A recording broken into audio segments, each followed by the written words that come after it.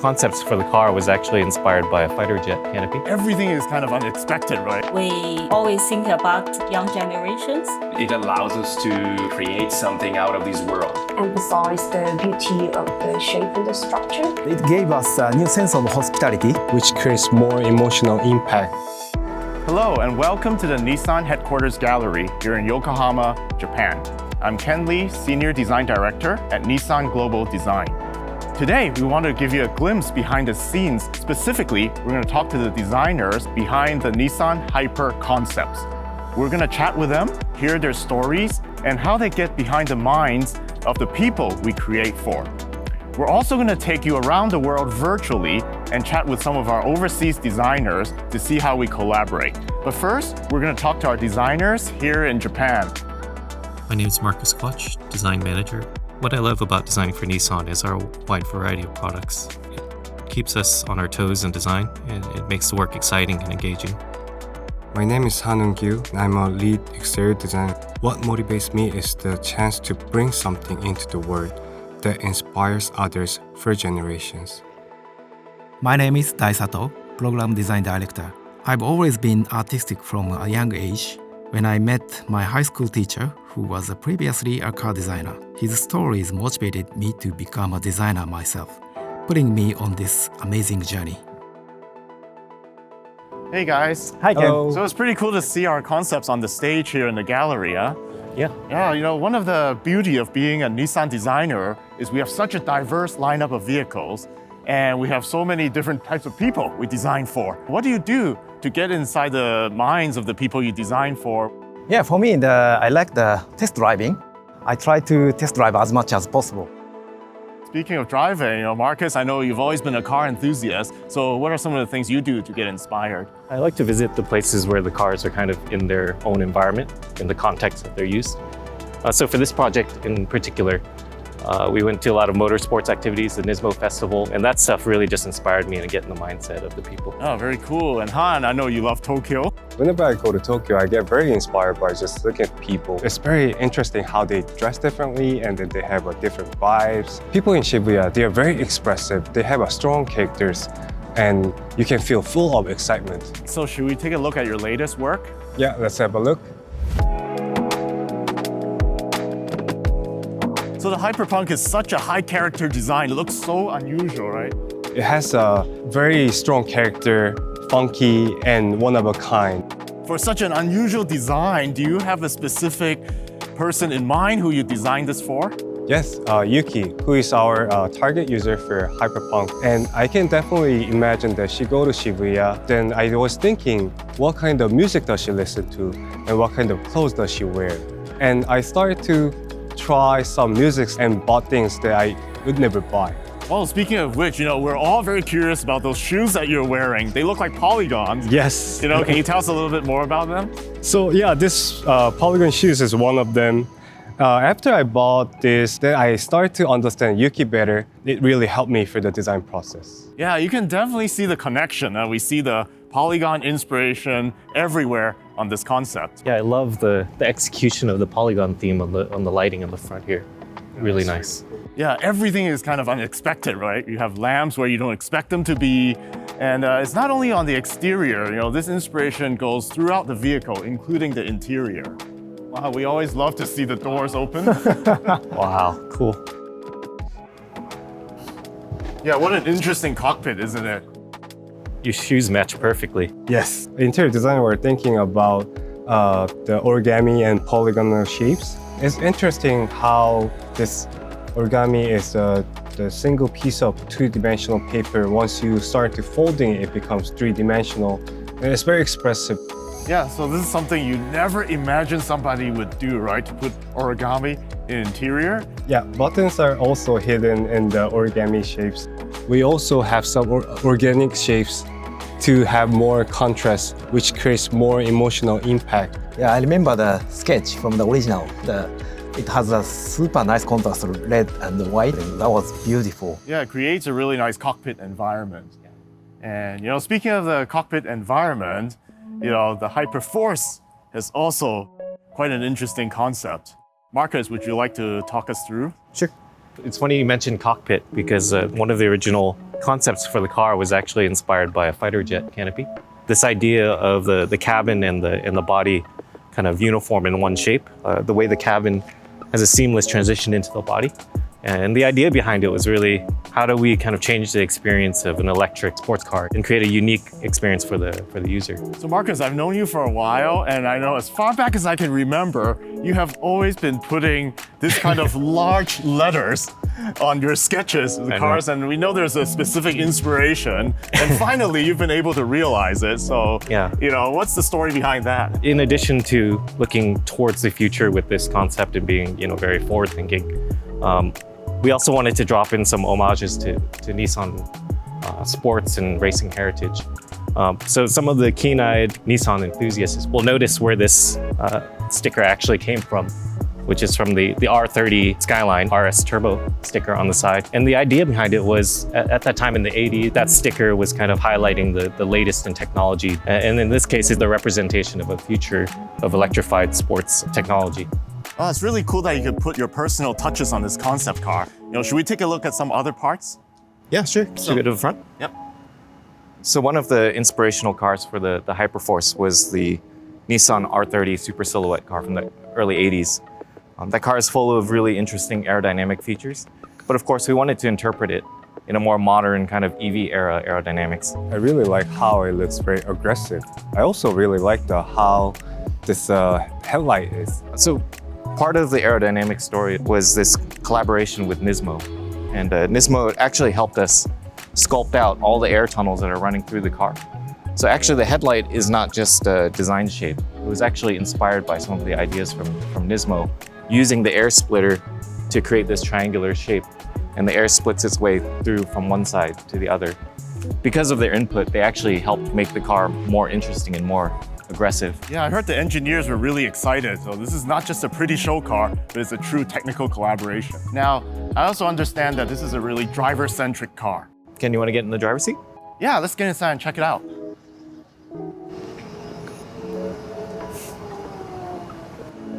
Wow, this is so crazy. I feel like I'm in a video game.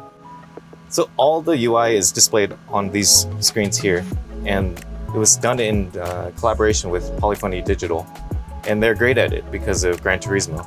Yeah, that's another great collaboration. Yeah, the car's got two modes: GT mode when you're just cruising along, and then R mode when you're more engaged in the driving experience. Yeah, this is such a cool way to make the drive more engaging, whether track or street. I personally felt so many parallels with the driver. I knew if I was excited, then we were probably on the right track. Wow, such a wild experience for both the driver and the passenger. Now, Dai, the Hyper Tourer provides a completely different experience. Can you show us? Yeah, sure. Let's take a look.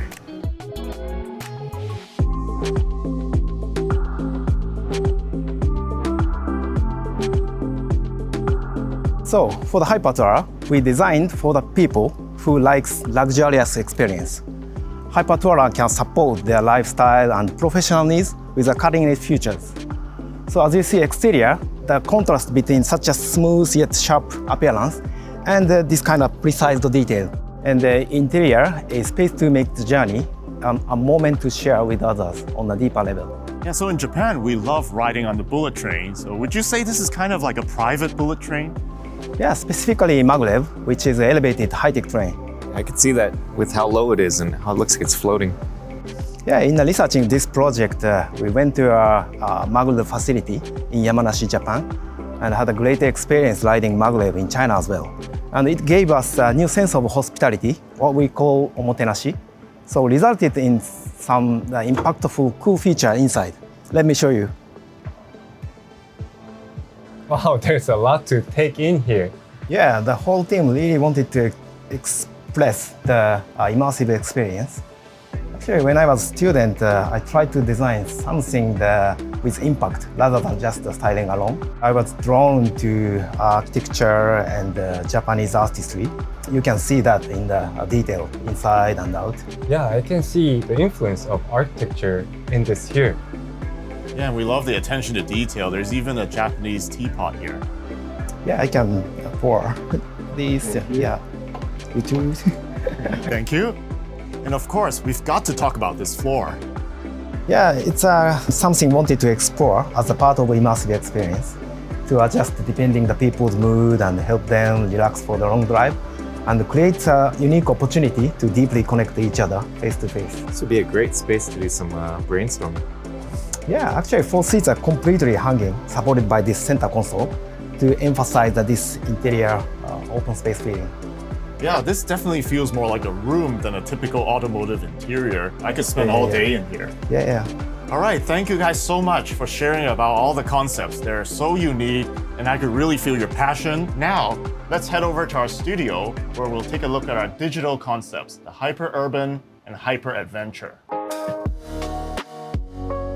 My name is Sebastián Jesus. I'm a project lead designer. There's something incredibly rewarding on seeing a design that you've made. That's sort of is my fuel, the impact that you can have in people's life. By making something that works well, that's making something that looks good, that's super rewarding. I'm Jaehyun An, color material designer. For me, design starts with a genuine interest to the world with affection. Affection to the human being, technology, and aesthetics that surround you in your daily life. My name is Zoe Chen, Associate Design Director. My approach to design involves a constant pursuit of perfection. While the journey may pose challenges and time-consuming, discovering that perfection makes it all worthwhile. So hello guys, welcome and thanks for joining us here.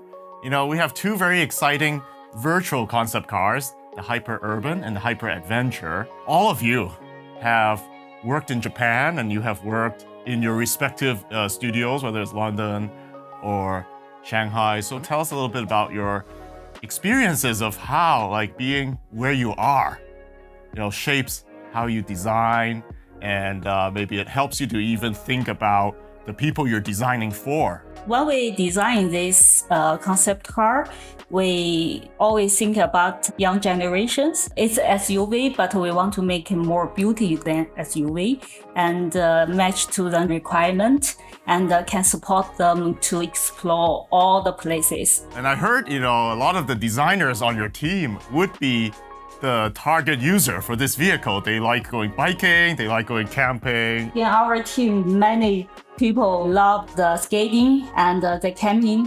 And this car, when we designed, we want to have a nice relationship with the interior and the exterior, especially when you open the rear door, the second row seat can rotate and you can sit it. So when we make design, we always thinking the function. Sounds like you have quite a passionate studio. Sebastian, why don't you tell us a little bit, about the location you're in and how it influences you? One of the coolest things about work at Nissan is that I started in Japan and now I moved to London. So in a way, you just harness all these experiences. At some point, all that influences what you do in design, the way you behave as well, because you get just absorbing all these lifestyle experiences. You were mentioning that in Tokyo. I mean, there's a lot of inspiration while you were living there. Yeah, probably it might have been affected to that.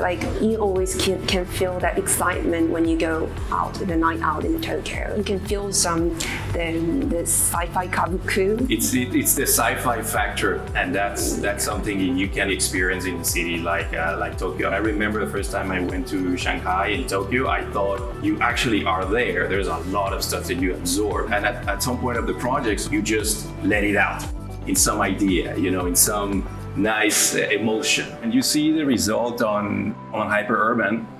It's kind of this combination of experiments, of ideas. I mean, the fact that it was virtual, it allows us to, basically create something out of this world. Specifically, the colors and materials on Hyper-Urban, because it was virtual. I mean, you took some advantage of that, right? I wanted to take an advantage from the digital. In the past, it was just a pigment, but the technology science made this enable to express the wide range of the color, even iridescent color. We're using 2 complementary hue colors on the body shade, which is really hard to embody in the rear paint. As a major, I studied automotive design at school, so I always think that color material should highlight and emphasize the beauty of the shape and the structure. So Kie, you mentioned about design school. What would be interesting is to find out what's some things that when you went to design school, you never expected that you would be doing today as a professional designer. For me, like entering the professional world is more like learning why and how, more than just aesthetically pleasing, why this design is required or why this certain needs arise, or like how should we find a solution or how to make it into real life is something that I'm learning.